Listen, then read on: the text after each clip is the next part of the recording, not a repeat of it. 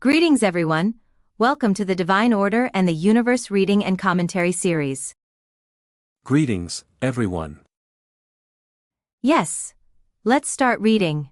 We have said that the plan of duty is the plan of adaptation to the necessities. Therefore, it becomes an imperative for the comprehensions which have adapted to necessities, to harmonize with each other, and to constitute a unity. In this way, a duty group or a single organism, made up of 3 or 5 persons who have passed to the plan of duty, begins to do its first duty within a complete cooperation. This first duty is deeds belonging to the lowermost stages of the plan of duty. For, starting from this stage, on the path to unity, there are infinite stages more to go through in order to reach the purpose.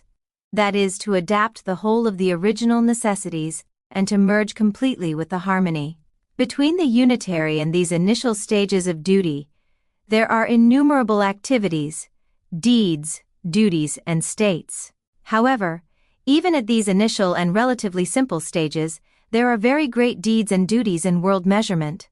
For example, they are assigned with the evolution of a man in the world, a part of the beings in duty, and who support the more or less small and large groups, such as guardian spirits, guardian angels, helpers, teachers of the classical spiritualists, occultists and mystic schools are generally the beings who belong to this stage of the plan of duty. At the same time, they can be used, even as semi-comprehending, in other greater deeds by more superior organizations than them. Yes, we read in this passage many things we had discussed in the previous weeks. Yet, the last sentence is very interesting and needs to be elaborated on. Still, before we discuss that sentence, let me check the parts before this sentence.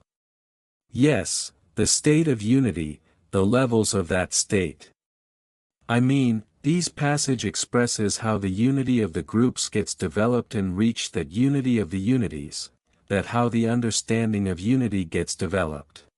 But first, we need to notice that the only purpose of all those existential effort for the widening of comprehension during those developmentary stages of plant, animal, and human is to reach this understanding of unity, then to become of that harmony and unity in order to reach the unitary. And please don't think that yes, we reached the unitary, we completed the process. No way. After all, there is no linear time there, but also, that uppermost point of the universe is such a complete state of unity that it is the becoming the universe itself. And it is the level of development that implement each and every thing or each and every event in the universe as they should be in accordance with their levels and the principles or the laws of those levels in order to govern the whole matter universe, by providing the most suitable unity of comprehensions for the instant and constant transitions between the original necessities and the influences. So, instead of thinking the unitary as the uppermost point in the geometrical sense, we must think, or more correctly, we must imagine this as the state of ever-widening comprehension that permeates to the whole matter universe. Yes, this is our purpose. Yes, after mentioning this, I like to read this sentence again, because a technique is given here. At the same time, they can be used, even as semi-comprehending, in other greater deeds by more superior organizations than them. Now, I'd like to take you to one of the earlier passages of this book. We had read about the different types of influences. If you are new to this video series, you may like to watch parts 23, 24, and 25 of this series, or to read the passage between pages 83 to 86 before watching the rest of this video. In that passage, we had read that the initiator influences were like a plane nearing to an airfield because some signals were sent to that plane from that airfield, and these signals were like a person sincerely praying, hence, inviting for a certain outcome to be manifested in his or her life. And there was another, secondary influence accompanies this first influence, from a more comprehending source, for showing the first influence the direction of the target it will reach, and this second influence is called the guiding influence. This guiding influence is sympathetic to the first influence. See, the most important property of the guiding influence is the ability of becoming sympathized with, let's say, a human being. We can also think this as the sympathization among the beings that lived through the same time periods in their past lifetimes and experienced same and similar emotional states. This guiding influence is rather crude. Crude. That's important. Even if the consciousness and comprehension of the source it has come out from are superior to the first influence, it does not have the power for homing itself to the magnetic field which is expecting it. That means, it lacks some information.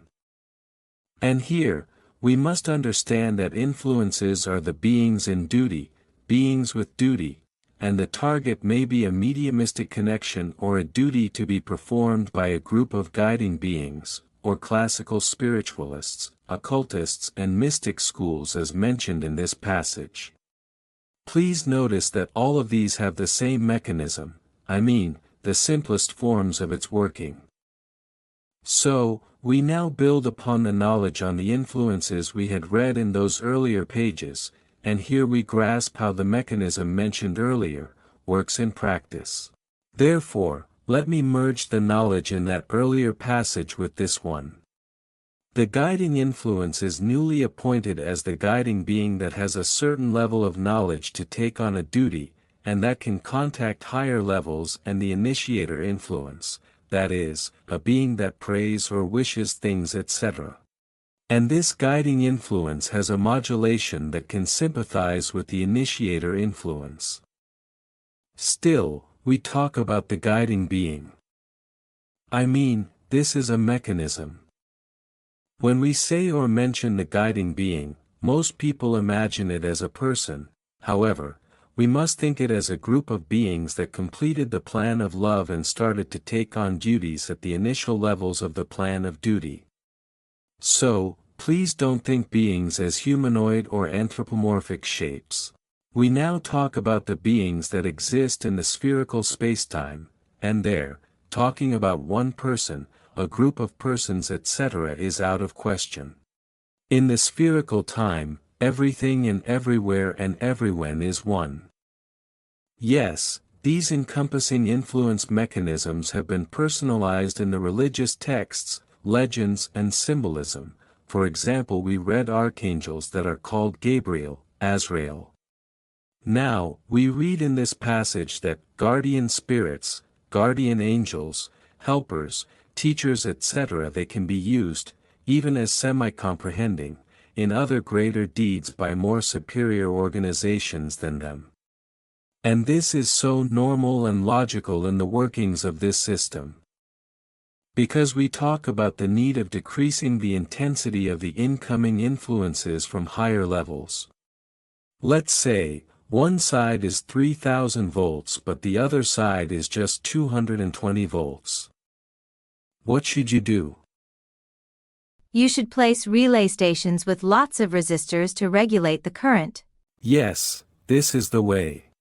Of course, our examples are still linear but please bear with us.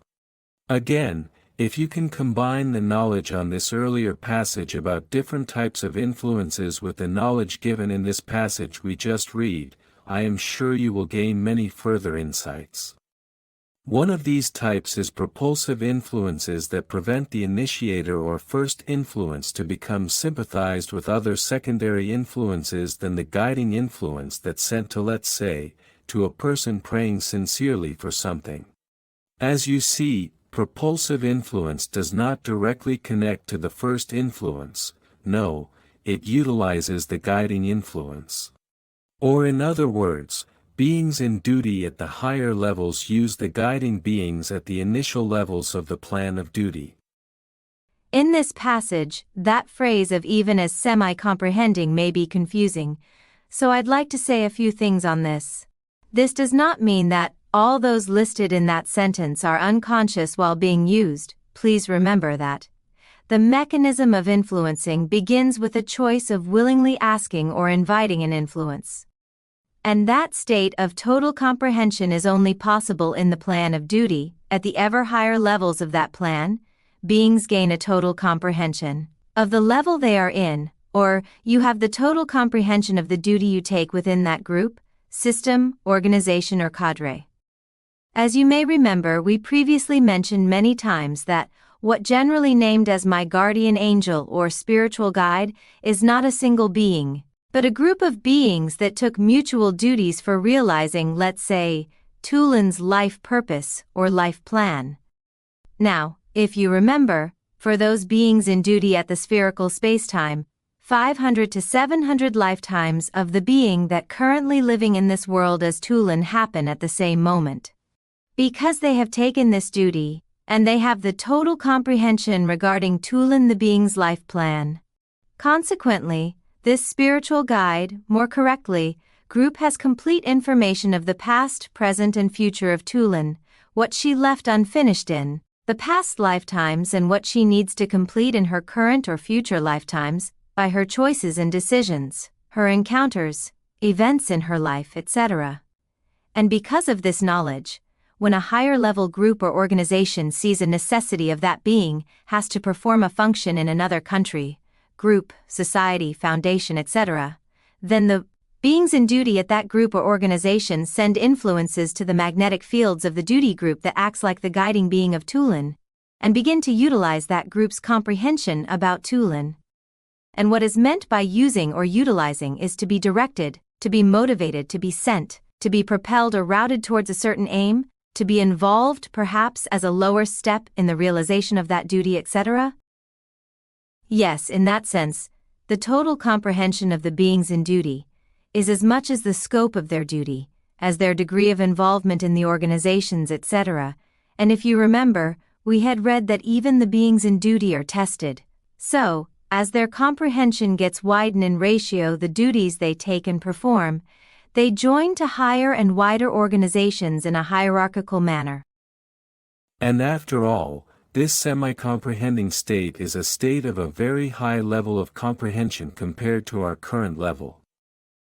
And we talk about the expansion or spreading of the comprehension, and proportionally, this naturally increases as the levels go up. And we must understand that reaching the plan of duty does not necessarily mean that that is all to do. I mean, widening of the comprehensions, development and evolutions continues in the plan of duty but in a faster manner. Therefore, it means that the plan of duty is not our final destination, no, our destination is the unitary. And the mutual purpose of all small and great duties is to reach that unity of the comprehensions. Yes, as we read here, between the unitary and these initial stages of duty, there are innumerable activities, deeds, duties, and states. Therefore, all those small and large groups such as guardian spirits, guardian angels, helpers, teachers of the classical spiritualists, occultists, and mystic schools, are the initial levels of this mechanism. And imagine all those states we see or cannot see, like giving a certain direction to the communal progress, social events, etc. Even in the activation of this coronavirus and its becoming a pandemic, there is an organization of beings in duty. Including us, all beings have experienced myriad mental and emotional states during COVID pandemic. I mean, things happen through the worldly means, devices and human agency, yes, but all of those are governed and utilized by a spiritual plan. Sometimes, this is about sending an influence for supporting the decision a doctor is about to make. Sometimes, this is about guiding country leaders toward a certain aim. Sometimes, this is about forcing a community to migrate from one place to another, etc. Of course, because our habit of placing ourselves in the center of the whole universe, we always talk about the world, our planet, the human condition, our purpose in life, etc. We assume that we are alone and unique in this universe. However, the whole universe is teeming with other beings. We don't even know about the beings in duty in our star, the sun. We read in the divine order and the universe that our sun is not superior to the planets in the solar system but is below most of them, and we read that what makes our sun special is the large gathering of beings in duty that take roles in management of all planets in the solar system. Besides the simple beings that evolve in the sun, there are also powerful beings of the plan of duty that utilize sun as a way station. However, those beings are not embodied by the matter of that sphere. Their bodies are made up with materials gathered from higher matter milieus that do not belong to the hydrogen cosmos. Still simple and more advanced exist side by side and function in the greater organization of the universe. Then, it is so normal that higher levels utilize, motivate, propel, or direct the lower levels for the actualization of their duties. Yes, let's continue reading. Let us name the initial stage of the plan of duty A. Here, as the duty groups work, of course, they are always under the control and even directives of the influences coming from above. Actually, this situation is valid and imperative at all stages of the plan of duty up to the unitary.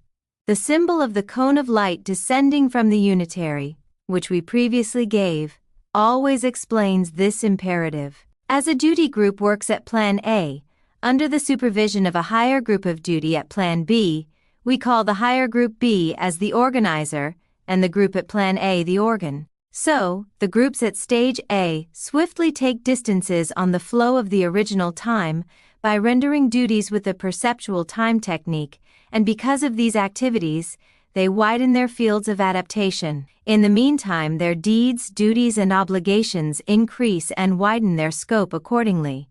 In this way, they pass to the higher plan, that is, Plan B. Now it is easily understood that passing these groups to Plan B means the expansion of their fields of adaptation accordingly. That is, as these groups pass to stage B, as a result of the joining their comprehension with the comprehension of some other groups, larger groups occur which have an increased number of individuals and consequently have increased comprehension, and of course, comprehension also widens accordingly. This means that, rising from the lower stages to the higher stages, at the higher stages numbers of groups decrease as individuals of groups increase. And the scope of the comprehension level in the group which join the contribution of the comprehension of the individuals in the other group swiftly widens, and this is a natural result of the imperativeness of adaptations. As the fields of adaptation widen, groups unify, and the number of groups decrease. This situation continues onwards up to the unitary, relatively small organizations of the previous plans, which unified within the much wider organizations, as they rise to the higher stages, when they reach the unitary, congregate as a single organization. Here, all comprehension enters into a state of singular comprehension. That immense comprehension becomes a force which can be intuited by no man. Now, it cannot be named as an organization or a plan. It is, as becoming one and single, everything within the wholeness of the force belonging to the universe, with all possibilities, necessities, comprehensions, and the whole of the universe. And we can only express this as the comprehension of unity, which we call the unitary. First parts of this passage are clear. These are expressions to make the topic clearer. Later, that part strikes my attention. Passing these groups to Plan B means the expansion of their fields of adaptation accordingly. They always mention the expansion, widening of comprehensions, they never say ascending of comprehensions. Yes, maybe we describe some climbing up when we talk about the unitary, but this is because of our three-dimensional imagination. When we get rid of this limited way of imagining, that phrase we read at this book, to be nothing with everything, will become more and more meaningful for us. This expansion gradually but eventually brings that state of becoming nothing with everything, becoming of that harmony. This expression of expansion is very significant for me. Also, this phrase is important. As the fields of adaptation widen, groups unify and the number of groups decrease. The laws of physics are also like this, and you know, all physicists try hard to discover or to write the formula of that one and single law of physics. A single law of physics that encompass and explain all those Newtonian laws, all quantum physics laws, the law of gravity, the law of particle physics, etc. Or as in the teachings of Gurdjieff, the higher blends with the lower to actualize the middle. As laws go higher, their numbers decrease. As you can easily see, the duty groups and influences begin to look similar. I try to give you a notion of getting out of the personality or a personalized being. At that point, the being is not the being that builds human bodies anymore, the being begins to reach the state of becoming those laws themselves. It becomes an influence, a cloud, the sky, everything. I mean, after a point, we must forget that a being was a human being. Maybe we can say that we must dehumanize the being. Yes, this is a lame word play, but if we can think of this word in a positive light, we can change our way of thinking about the being. And when the egoistical side, sensuality, earthly cravings of human beings vanish, then all that remains is that gathering of influences at that perceptual point. What can we attribute, refer, or ascribe to the being? Therefore, if we can develop such new understanding and imagine in new ways, then we can intuit how the gradual expansion of that gathering of influences becomes synchronized with the whole universe as its comprehension widens, and become a universal law or the universe itself. Well, even when we use the word individuality, we assume that our current personality, our current consciousness, our current body structure, will somehow continue. However, this personality, as known as Tülin, has occurred as a result of my essence being's extending its influences into this physical body. After death, and after that great accounting in the spatium period, when the impressions of this current life is compared with the accumulated knowledge from the past lifetimes, and becoming transformed into the essence knowledge, then this personality as Tülin will melt into that perceptual point of gathered influences and energies that we call as my true being. In the way you mentioned, that personality gets encompassed by its higher organization. And remember that, if there are 500 to 700 lifetimes that need to be lived at the human stage, then this means that there are that many personalities as well. So, our true being, our essence being, is an ensemble of influences and energies, as described in the divine order and the universe, a perceptual point of comprehension. Because of this, we must stop imagining our current appearance, our current individual construct as our true being. This is another example of unification of a central point. Those 500 to 700 personalities gather around and become unified as acquired information, as a smallest example of the unitary. Before the disclosure of this book, our habit was to name this as my spirit, but this book changed this naming because it defines the spirits as supra-universe truths. Therefore, now we say my being, my essence being, my spiritual being. And what we mean by these terms is, a spirit, in order to be evolved in the matter universe, indirectly connects to an atom. Because it is a super-universe truth, it does not directly connect the substance of a given universe, and this atom gets developed and becomes the perceptual point of gathered energies and influences that is called as the being, and it serves the spirit until the end of the universe, by gradually getting developed in scope and widened in comprehension, by building bodies in the cruder matter levels of the matter universe. By going through many developmentary stages as plants, animals and humans, and after completing the human stage, by passing to the plan of love in order to learn higher versions of true love, so it can continue on the plan of duty to take on duties in the greater mechanisms of the universe. As you see, we talk about an immense mechanism, but what we can understand is so little and limited that we easily assume that we will go there as our current personalities, as our current bodies. It is time to stop assuming or imagining in this way. Yes, our dear friends sometimes ask, you said that there is no individuality in the plan of duty. that there is spherical evolution, why you talk about individual beings. So, please understand that even when we say individuals we mean the beings, that is, those perceptual points of comprehensions becoming gathered in ever higher organizations. And because of this, at higher stages numbers of groups decrease as individuals of groups increase. Just like the ever-expanding spheres in the original time at the Plan of Duty we had shared as images in our previous videos we made last month. Please watch these videos so things may become clearer for you. That immense unity of comprehensions is a force that a human being cannot even intuit, let alone understand. Let me go to the end of this book and read the last sentence. And the value and power of the human being is in his knowing of his existence and of the force in this transition. We see here the word power and the word force, written with the capital letter F. That force stated at this last sentence is the force we cannot even reach an intuition about. Even the power of spirit has not reached the level of that force. Still, we read there that as a being passes from the stage of human to the plan of love, it is possible for that being to intuit many truths regarding its existence, and even about that force you mentioned. Of course, when we look at the current general appearance of our world, we may say that humankind took the wrong turn, everything degenerated, etc.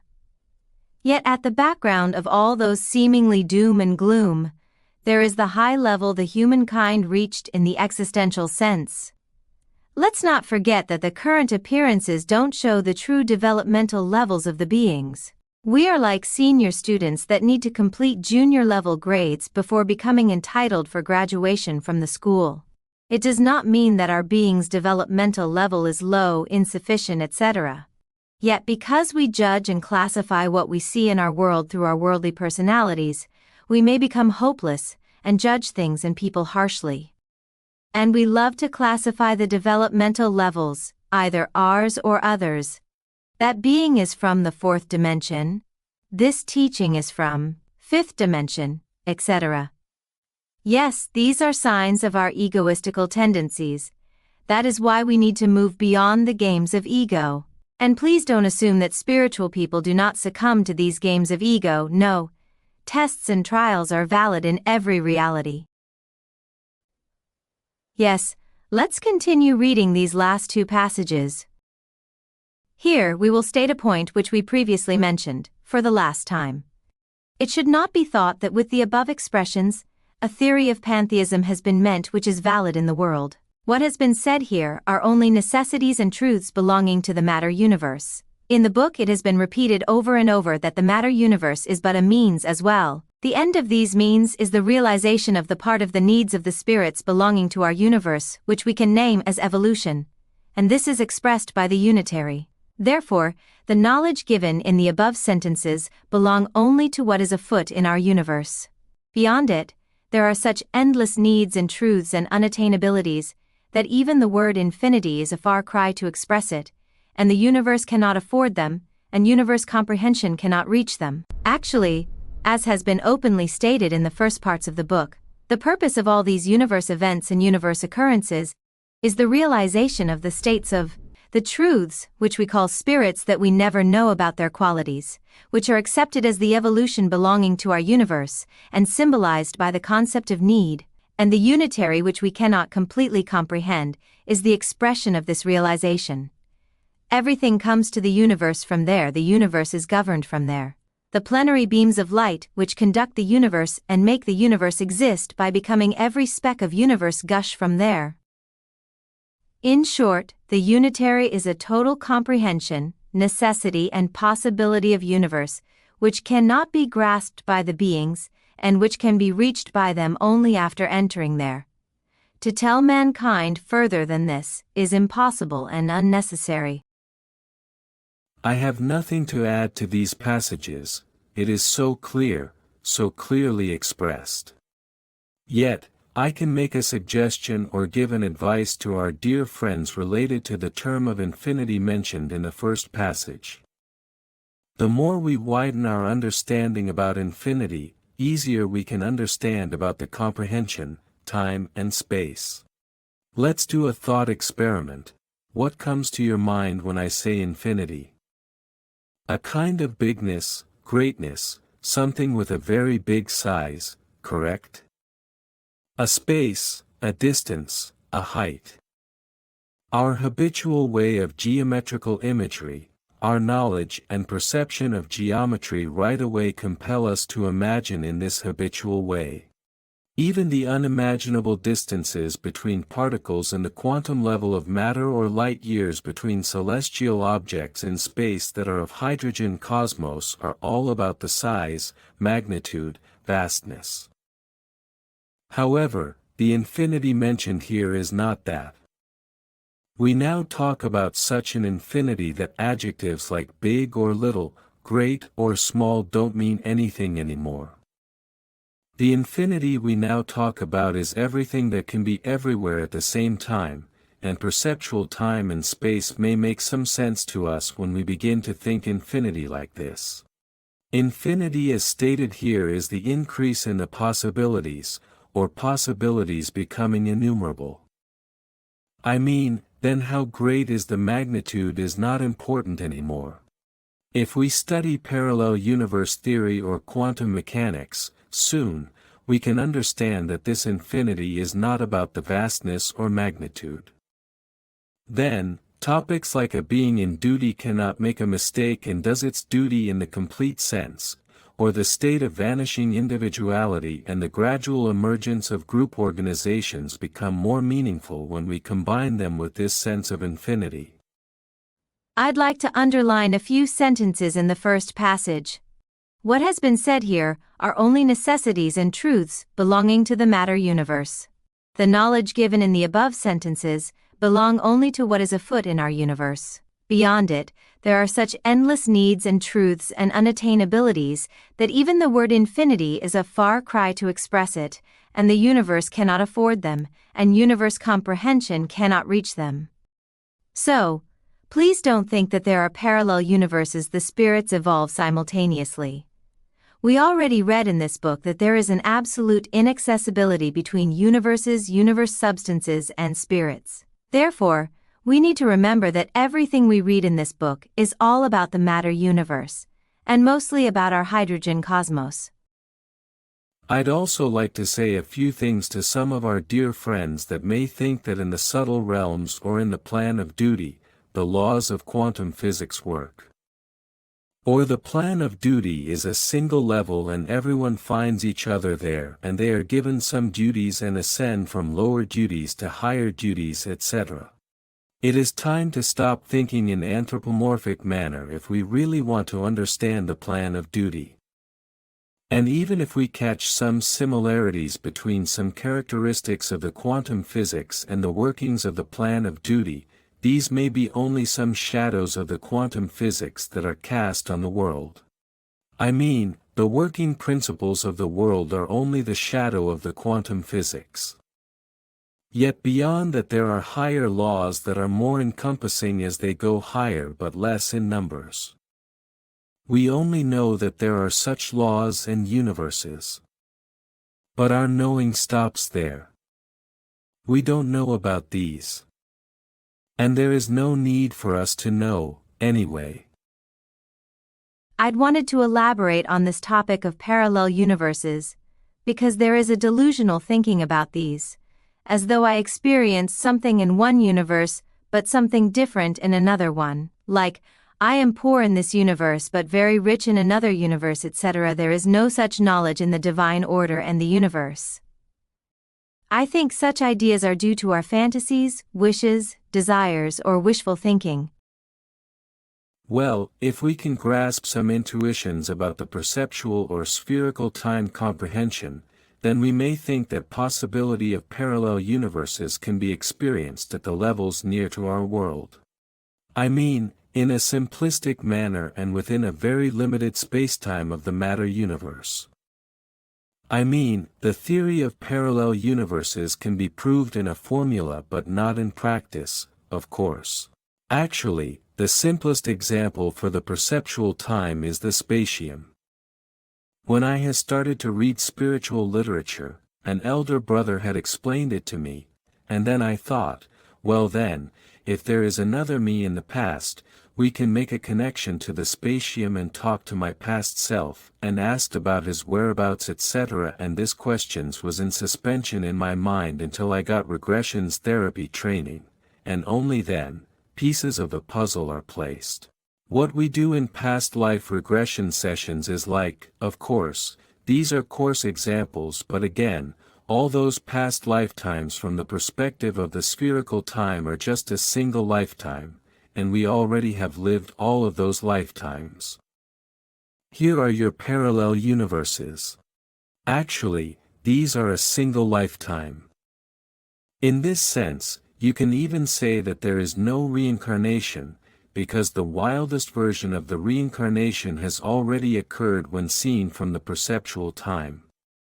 And in this immense system, well, consider the size of this room, and consider the scenery and the sun outside. And there is a net curtain on the window. The level of humanity is just as thick as this net curtain. Just a thin level. A net curtain because the light from outside comes in a little, and the capacity of looking at outside from within is limited. Indeed, we are this thin level, this short period of existence. My battery is about to die. Let me find my power bank and return. All right, I'll continue then. So, in this sense, the results of multiple possibilities of multiple choices are experienced at the same time. And, in this formula I mentioned, there are only 11 dimensions, there is no 12nd because formula collapses, and these are physical dimensions, not dimensions of other universes etc. Yes, when we begin to see or imagine all those lifetimes where all choices we made, are experienced at the same time, then we begin to understand the perceptual time much better. While we are studying such topics, we must set our linear thinking aside, we must not use our habitual thinking. However, when we are back to our daily life, we must revert to our linear thinking right off. We must adapt our way of thinking accordingly, otherwise we make mistakes on both sides. This is another sign of our developmental level, our ability for adapting different levels of our reality. When we gradually shift our consciousness to that semi-subtle or subtle imaginative realm, our willpower must be strong, and when we manage to grasp some intuitions or particles of knowledge, so to speak, we must come back by knowing that we are returning to our daily consciousness, so we need to adapt to the linear time and linear space of our life. In short, we need to modulate our perception and comprehension accordingly. Dear Tülin, are you really back? Yes, I am. But I join you from a parallel universe where the cell phone batteries never run out. Let me check the questions in the chat box. Is merit related to the frequency or vibration of a human being? Is merit whatever one's frequency is? This is about a human being's self-awareness and self-development. As the old adage goes, if you don't know your own self, what's the use of reading so many books? The development that leads gaining merit is not one-sided. A human being needs to get developed in a multi-sided manner. Because of this, development in one side goes in collaboration with the other sides. It motivates or compels other sides to become developed by creating value differentiation in the system of the human being.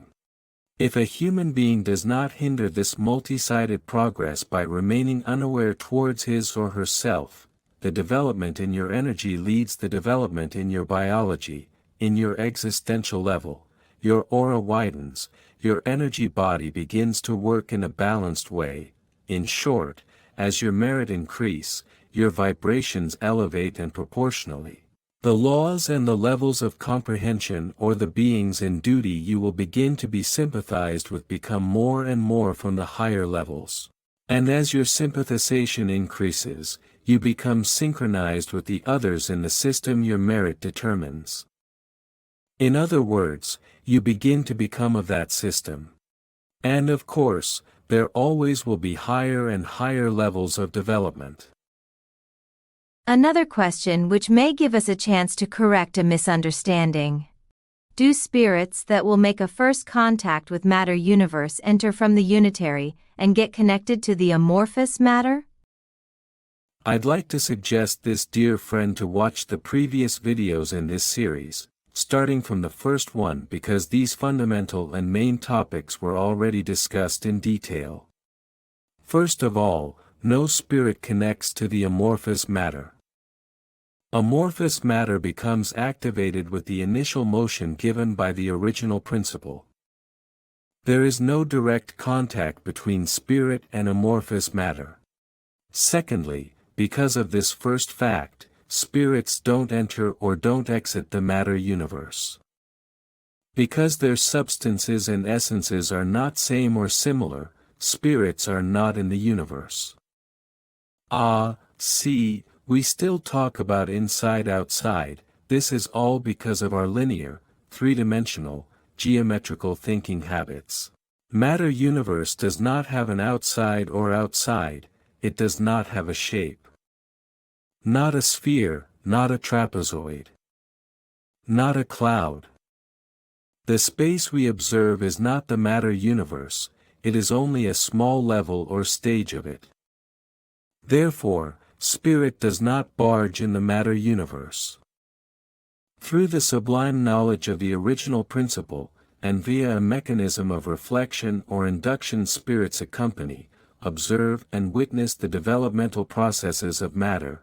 At first, spirits only get impressions about these processes, then spirits become more engaged with matter, matter particles, matter combinations.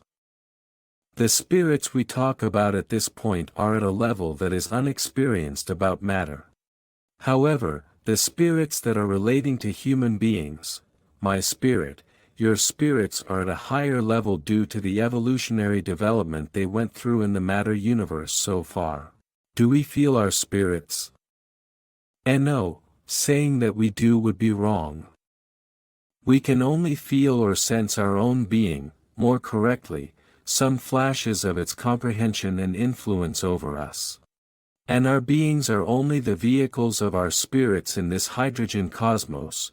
At a certain point of matter's development and of spirit's evolution, our spirit gathered some high energies and influences as an ensemble at a perceptual point.